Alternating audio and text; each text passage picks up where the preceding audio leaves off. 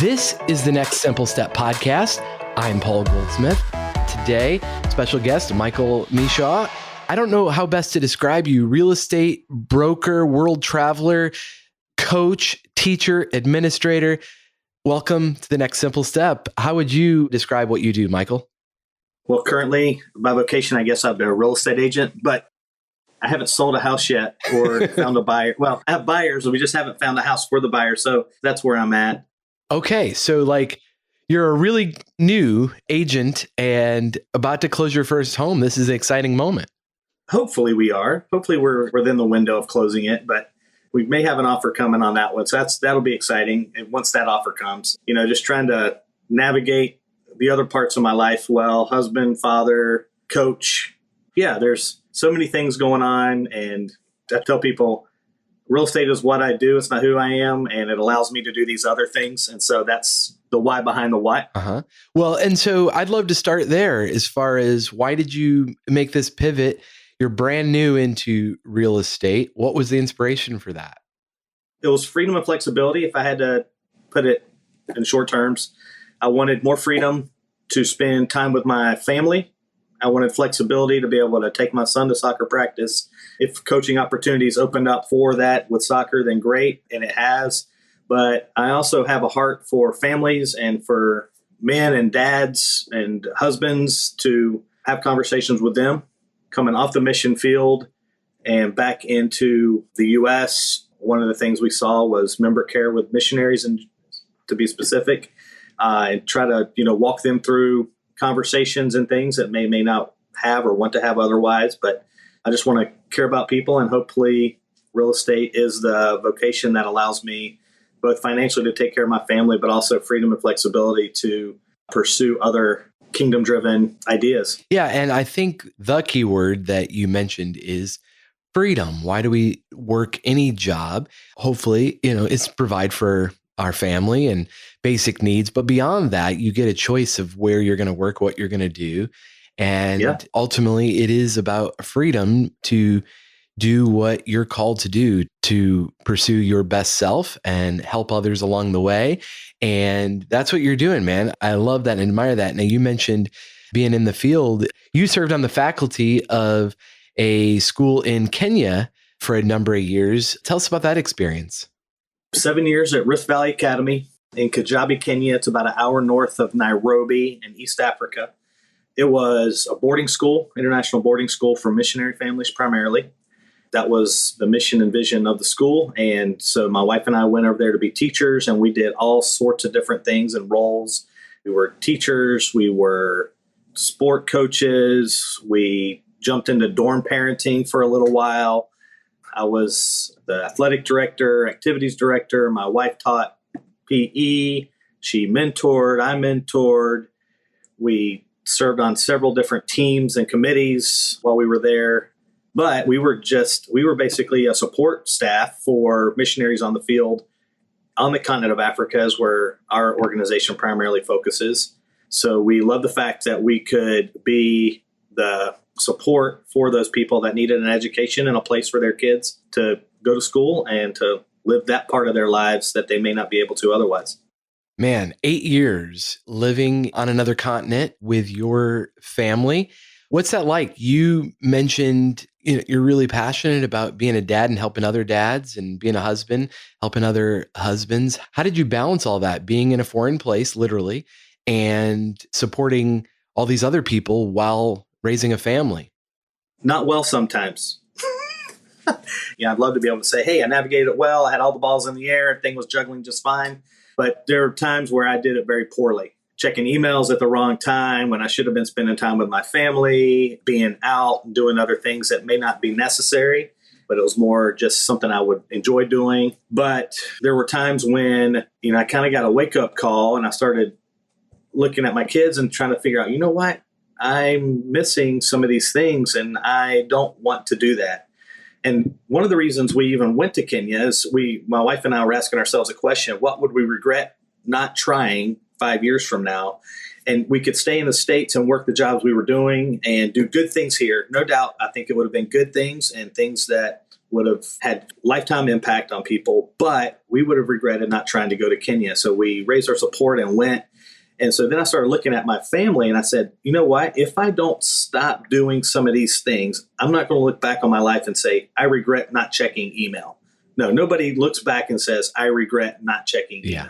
They regret, hey, I miss this time with my kids. Right. I miss this time with my family.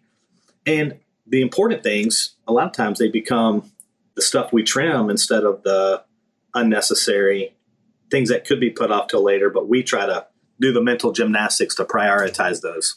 Okay, so I have a real practical question for you. You're getting into real estate. That's a profession known for being always on, jumping on the deal. You got to show a house like in 10 minutes and never being able to turn it off. And you want to be intentional about being there for your family. How are you anticipating you're going to juggle that in this always on profession? Intentionality. I feel like I've navigated that well. And I think if I look back at my life at RVA, the busyness of that life and allowing me to figure out and prioritize and even create a core value of I need to stop this to pursue time with my family to do this. I'm willing to give up the financial piece for the family piece. So earlier on, as you said, what was the desire to go? It was freedom and flexibility, right? Yeah. And family was a core component of that. I believe if I do what I'm supposed to do as a father and as a husband and as a person in general, right? Not chase the lead, have compassion, not chase the lead, serve. I'm a believer. I believe that Jesus Christ is the center of what I should be doing. Those things will work out. The financial piece will be there when I need it to be there. I believe what the Bible says in that. So if I focus on what I'm supposed to be doing, the financial piece will come. I don't have to worry about that. If I'm doing what God has called me to do as a husband and as a father and as a leader of men and families, I have to trust that he's going to do what he says he's going to do and provide for my family. And that's how I get around that. Well, that sounds good. So can I ask a follow-up question on that? Sure. You worked in Africa for 8 years. Do you think that that also applies in places like in Kenya, where the median income is much lower than it is here in the US, a developing country? Does that philosophy hold true there? If they're doing what they're supposed to be doing, the money will come, the opportunities will come. Like, how do you reconcile that when the average income is substantially lower? You're right. It is substantially lower. I was living in that culture. The way we received our funding is different than they would on a daily life, right? We had supporters here supporting us there. But I've come to experience, we're working with a guy right now. He was a good friend of mine for a while, and we decided to start a goat farm with him. And I'm going to answer this question with a story. Yeah. And I said, Joel, I want you to run the farm. I'm going to provide financial resources and some time, but my main responsibility is here at RVA. But you said you have a desire to do this. I want to support that desire for you. Joel is on staff at RVA also. RVA is the Rift Valley Academy that you... Rift Valley Academy, yes, sir. I said, Joel, I want to do this with us. I said, any money we make, I want my part to go back into the farm. You spend your part however you want to. You can put it back into it, or you can use it to support your family. And I said, but our ultimate goal is to be able to give back to the community. We want to be able to do that. So that's going to be a byproduct. Giving back to the community is a byproduct of starting this farm. In a sense, Joel has to go out and say, hey, do I want to take my time? And he's a Kenyan guy. I want to take my time and use my resources to do this thing. And so what we're seeing is, and I'm not prosperity gospel, but he is doing it and we're doing it well.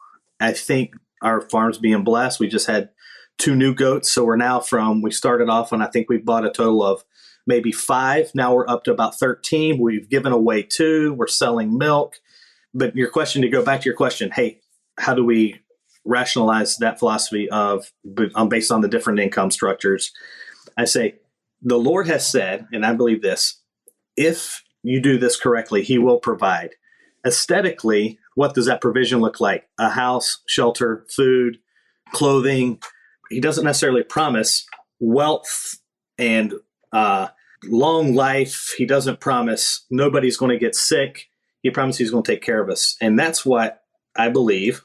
Again, if I'm living in that, hopefully my theology doesn't change based on my income structure. You know, I read that one time, like sometimes our theology change based on the level of our pain tolerance to what life deals with us. Well, I'm hoping that doesn't happen to me. I'm trusting that it won't. I want to be grounded in what I believe. I want to be grounded in my core values. I know not everybody's that's going to listen to this is going to be a believer, but in our core values, if I believe that if we look to serve others and we look to do those things, that ultimately that's going to be a success and we can lay our head on our pillow at night. Did I answer the question? Yes, I do think so. I think that's important with whatever your worldview is, that you're just consistent, right? If it's truth, it needs to be true for somebody on the continent of Africa and somebody in the continent of the US. Now, the circumstances are very different. And I am a big fan of Kate Bowler has a great book called Everything Happens for a Reason and Other Lies I've Believed. And because from that standpoint, I think there is a common belief that if you do all the right things and you say the right prayers and you're a good person, that good things are going to happen and you're not going to get cancer in your 30s as a young mom, or you're not going to lose a job. All the bad things aren't going to happen to you, right? And that's just not how the world works. And I think in America, we're very insulated from a lot of the problems that most of the world has, and we take for granted indoor plumbing and shelter. And then it's just kind of degrees of wealth that we're talking about. Right. And so it's like in much of the majority world that it's basic survival. I need to have enough food to feed my family this week and protection from the extreme weather. It's not a matter of, will I get a nicer car this year? It's like, no, I need a job that pays anything so I can feed my family basics, not like we can go on a big vacation, right? So it's so, we've got to adjust our expectations of what to expect in a quote, good life. Now, I'm all about pursuing great things and doing great things. And I do believe this is an abundant world. I just think that no one can have it all at the same time.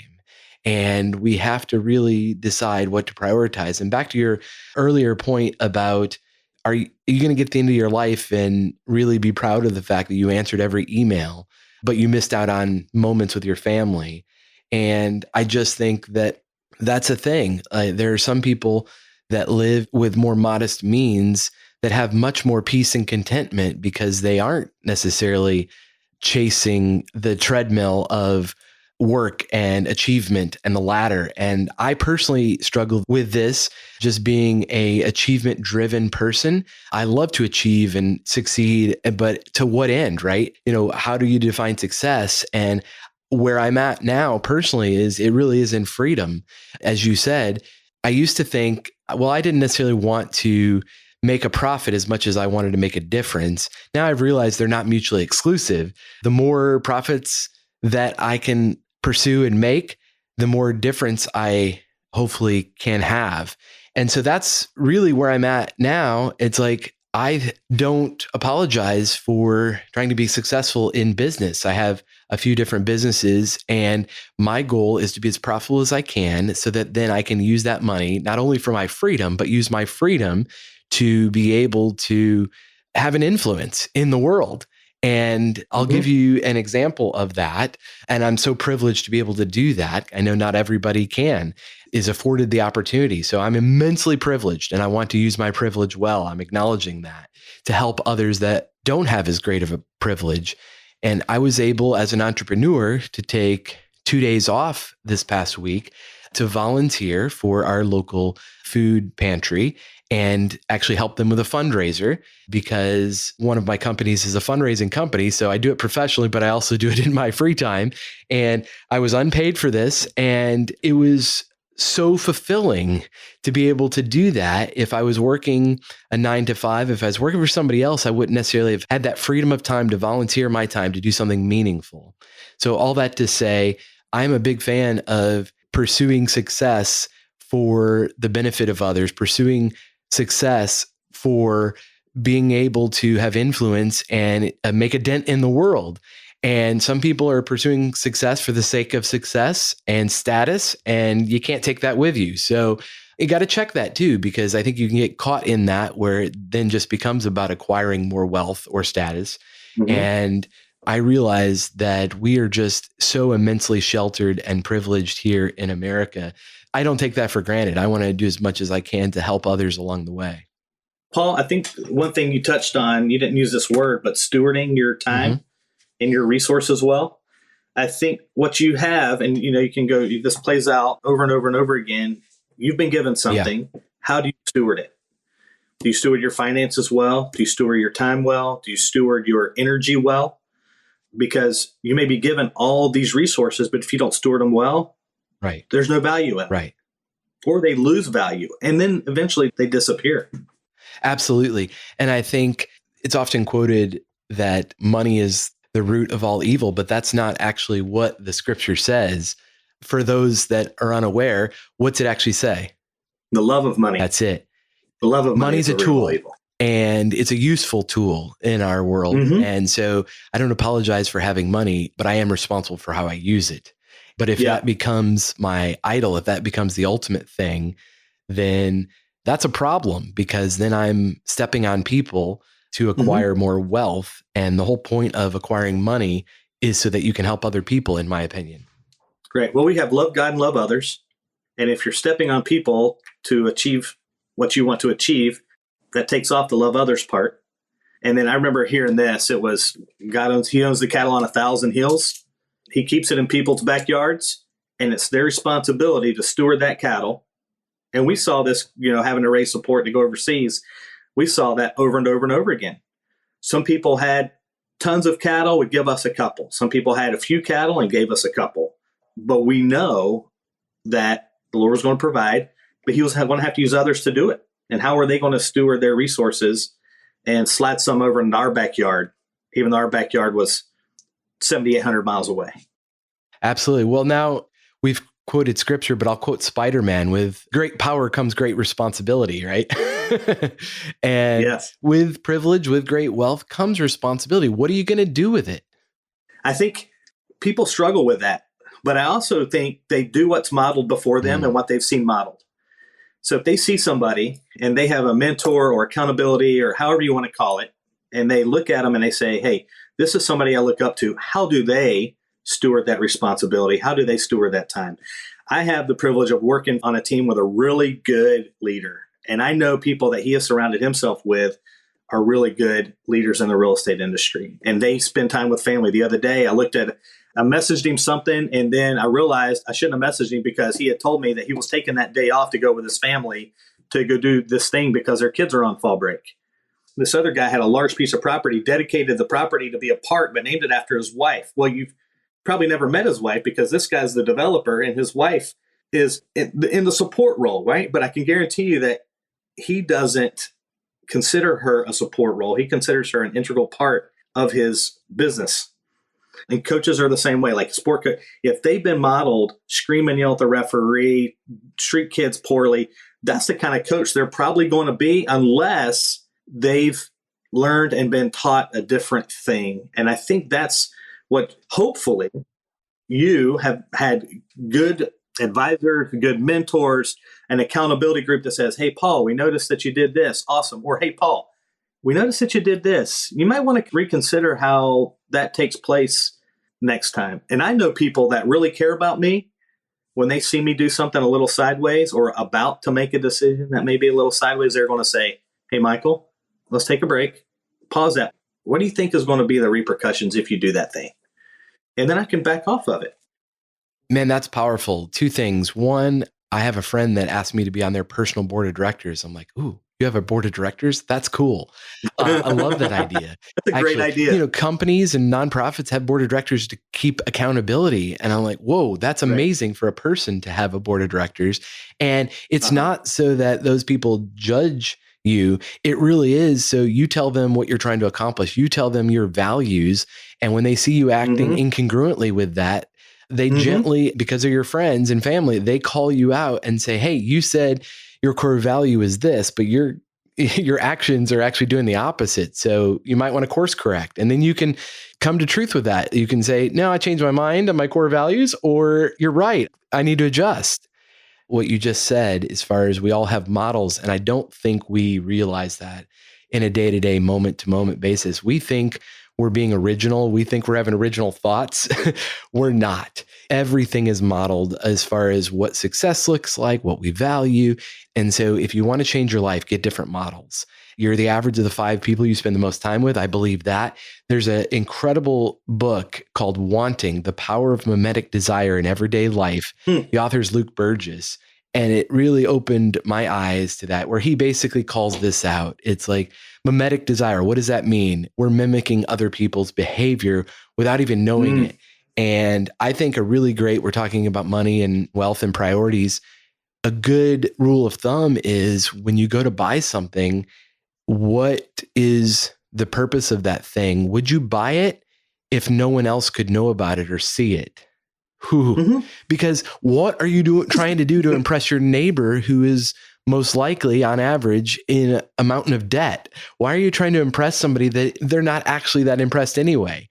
And so it's keeping up with the Joneses, and the Joneses are trying to keep up with you. And that's why everybody's in all of this debt and upside down. It's like, well, what actually are you acquiring that thing for? I think it takes a little self-reflection there. Right. And the other thing you said a second ago, theme of mine, or something kind of like a mission statement, I want to help people live a life congruent with their values. Yes. And if we can identify those core values, then one of my goals is to help people do that. Yes. And it sounds like it's very similar to what you like. Yeah. And we didn't plan this ahead of time. We kind of threw some ideas out, but I love where this has gone, because a lot is to be said for goals. I like goals, but I think before you set a single goal, you have to back up and establish your values. And I think maybe why you're not accomplishing some of your goals is because you haven't really reflected upon your core values of who you want to become, what person you want to be like, what model do you want to set for your kids or your family or your friends, and then make the goals based on your values. And it sounds like we're just like playing with words here, but it's so foundational. It is. And what I've found is personally, and so you can say, well, how do you know this? Have you done statistics? Well, no, but I know because of my own life. When I live outside of my core values and I make decisions not based on those and filter through that filter, I'm uncomfortable. Things just don't seem to be right. It doesn't matter how great things are going. Something just seems off. But when I'm acting within those core values, it doesn't matter what happens. I don't make a sale. There's no income. The car breaks down. I don't want, whatever you may look at. Those things seem to be quite insignificant during that time when I'm living within my core value set. Everything else changes, right? I think the sky's brighter, the sun's, the air's cooler, and, I don't know how else to say it, but I think that's just based on my own life and experience. And even in talking to other people informally, those are the things that if you're not careful, you'll leave those behind. And then you just become basically a robot to the day, just day to day. And the mundane becomes more mundane. And then you just get caught in a vicious cycle until you can circle back around. It is. Well, this goes down to identity. If you want to be a type of person, let's talk about be a healthy person, right? This is why the diet industry is billions of dollars. People say they, want to be healthy, so they take a pill or they do a crash diet, but their identity doesn't line up with it. They're trying to accomplish a goal, lose weight or get fit for a particular occasion, but they haven't actually identified with, I am a healthy person, and that's a core value of mine. And so this is how I'm going to show up. And so that just changes your lifestyle. It's not a quick get healthy quick strategy or get rich quick. It's no, I'm just going to make daily choices in line with my values. And so if you want to be, that's a great example. Yeah. If you want to be a generous person, you don't have to wait till you have $10 million. Be generous with what you have. Start there. And then it's just a matter of scale with everything we're talking about. And you start with where you're at. This podcast is called The Next Simple Step because I'm really passionate about taking immediate action on the thing you say you want to become or thing you want to do. We spend way too much time talking around it and coming up with the perfect plan. And perfect plan is the enemy of progress. Just get started and you'll figure it out along the way. And you're going to stumble and you'll learn from that. It's feedback.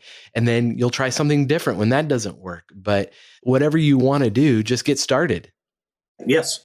What really took me and kind of guided my steps was, hey, when you're doing the thing, you can't be with us. When you're with us, you can't be doing the thing. And I just came to the realization, I want to be able to play a game with my son at night, or I want to be able to take my daughter to lunch. So I want to take those little baby steps. I like where your head is with your podcast. It's, hey, let's take the next right step. Let's one step at a time. Just one step at a time, right? I remember going out and running and thinking, you look down at your watch at a certain point after you've trained for a certain number of weeks or months, and you're not even trying to run the pace. You're just running the pace. Right. It becomes automatic. It becomes automatic, and it becomes the habit. It becomes in a sense, your personal culture, just like your behaviors do and how you interact with people. What I found is the way I can interact with you on this is the same way I can react and I can talk to somebody in the line at the grocery store or waiting in a waiting room, or just in general, when I'm sitting next to somebody at a restaurant and maybe they're by themselves and I'm sitting here, hey, how are you doing? And just, it becomes, I won't say a kindness habit. It's a skill that you develop on talking to people or life skill, whatever kind of person you want to become. If you want to be a kind person, go out and offer kindness, even when you don't feel like it, because we all don't necessarily feel like it. Or one of my core values is being generous. And I don't always feel, in fact, most of the time I don't feel like being generous, but I have decided that's the kind of person I want to become. And leaning into that skill is a daily choice, but a default setting because I've already chosen the value. So when faced with a decision, just be generous. And I have a long ways to go. I don't feel like I'm as generous as I want to be, but I'm working toward it and trying to make it a more conscious habit. Michael, I love this conversation. You've been a successful administrator, teacher, and most importantly, father and husband. And now you've got this career pivot to afford your family more of you and that you can have that freedom. I want you to come back on the podcast after you've had your first sale in a home and tell us how it's going, because I know that it's not a one and done. This is a daily calibration of your time, because I suspect once you get your first sale, that's going to give you confidence and you're going to want to be a little bit more aggressive for the second one. At some point, you're going to have to dial yourself back and say, you know what? Again, I did this to be with my family, so I'm going to throttle this down a little bit so that I don't have to become the top agent in our county. I just need to provide for my family, and that's going to take a constant calibration. It's all about calibration with your core values and having the freedom to actually live out your core values. Right.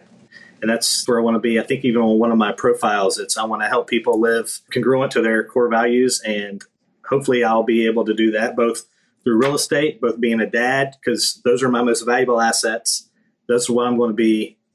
And, as I develop friendships and relationships, hopefully steward those well, where I want to be somebody where somebody says, hey, I want you to be on my personal board of directors. That's awesome. I want to be that person for somebody. So that's a goal of mine. And, now it is, because I didn't know how to verbalize that, but that's a great. No, that's it. We're just here to learn from each other, and nobody's got it all figured out. So we learn as we go, and we're all just one human being, not human doings.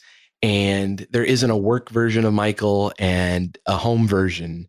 Well, there may be different sides of your personality, but at the core level, at your soul level, there's one Michael that's having a human experience.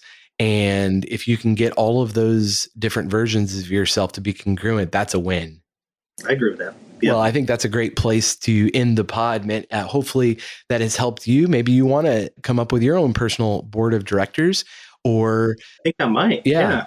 And we'll check in with you next time and see how it's going. So thanks for being here today. And thank you for listening to the next Simple Step podcast. We'll talk to you next time.